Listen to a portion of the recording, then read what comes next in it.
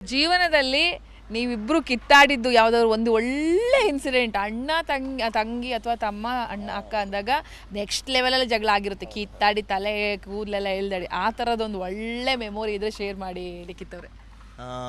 Like ಇವಾಗಿನ ರೀಸೆಂಟ್ದೆಲ್ಲ ಯಾವುದೂ ಇಲ್ಲ, ಬಿಕಾಸ್ ನಾನು ಇವಾಗ ಬ್ಯಾಂಗ್ಳೂರ್ ಶಿಫ್ಟ್ ಆಗಿರೋದು. ನಾನು ರೀಸೆಂಟಾಗಿ 1 ಇಯರ್ ಹತ್ರ ಆಯಿತು. ಬಟ್ ಅಲ್ಲಿ ತನಕ ನಾನು ಮೈಸೂರಲ್ಲಿ ಇದ್ದಿದ್ದು. ಅಕ್ಕ ಬ್ಯಾಂಗ್ಳೂರು ಮೈಸೂರೆಲ್ಲ ಮಾಡ್ತಾಯಿದ್ಲು. ಅದಕ್ಕೂ ಮುಂಚೆ ನಾನೆಲ್ಲ 6th 5th ಅಲ್ಲೆಲ್ಲ ಟೈಮಲ್ಲಿ ತುಂಬ ಜಗಳ ಮಾಡ್ತಿದ್ವಿ, ತುಂಬ ಹೊಡೆದಾಡ್ತಾ ಇದ್ವಿ. ನಮ್ಮ ಅಕ್ಕಂಗೆ ಒಂಥರ ಹೆಂಗೇನೆ ಮಾತಾಡೋ ಟೈಮಲ್ಲಿ ಸುಮ್ಮನೆ ಹೊಡಿಯೋದು ಒಂಥರ ಅದು ಅಭ್ಯಾಸ.